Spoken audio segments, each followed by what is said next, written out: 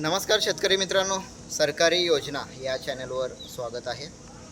कर्जमाफी संदर्भात एक नवीन जी आर आलेला आहे. सरकारकडून नवीन जी आर जारी करण्यात आलेला आहे. काल म्हणजेच 15 जुलै 2025 हा शासन निर्णय काढण्यात आला असून त्यामध्ये कर्जमाफीच्या काही महत्त्वाच्या अटी आणि नियमांमध्ये परत बदल करण्यात आलेला आहे. नेमके काय बदल झाले आहेत, कोणते शेतकरी पात्र ठरणार आहेत आणि कोणाला लाभ मिळू शकतो याची संपूर्ण माहिती आपण या व्हिडिओच्या माध्यमातून जाणून घेणार आहोत. त्यासाठी व्हिडिओ पूर्ण बघू शकता. यापूर्वी चर्चेत असलेली 50,000 रुपयाच्या प्रोत्साहनपद अनुदानाची अट आता लागू राहणार नाही. मात्र संबंधित कर्ज 30 सप्टेंबर 2025 पर्यंत थकीत असणे आवश्यक असून 31 मार्च 2026 पर्यंत त्याची परतफेड झालेली नसावी. शेतकरी मित्रांनो, पात्र शेतकऱ्यांच्या बाबतीत मुद्दल आणि व्याज मिळून 2 लाख रुपयापर्यंतची रक्कम माफ केली जाऊ शकते. नियमित कर्जफेड करणाऱ्या शेतकऱ्यांसाठीच्या प्रोत्साहनपर लाभ योजनेत 2026 आणि 2027 हे वर्ष वगळण्यात आल्याचे सांगितले जात आहे.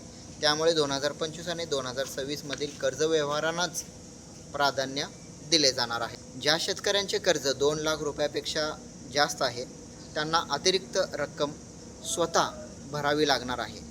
त्यानंतरच त्यांचे नाव कर्जमाफीच्या यादीत समाविष्ट होऊन 2 लाख रुपयापर्यंतचा लाभ मिळू शकतो.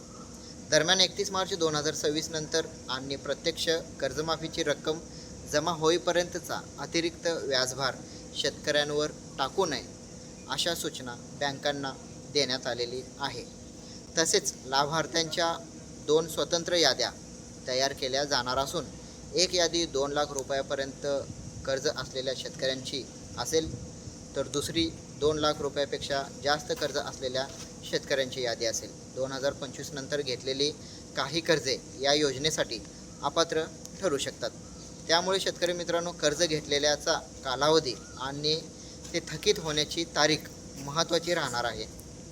हा कर्जमाफीचा लाभ घेण्यासाठी शेतकऱ्यांना KYC प्रक्रिया पूर्ण करणे आवश्यक राहील.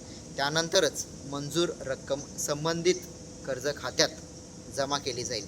शासनाकडून कर्जमाफीसाठी स्वतंत्र पोर्टल सुरू करण्यात येण्याची दाट शक्यता दिसून येत आहे.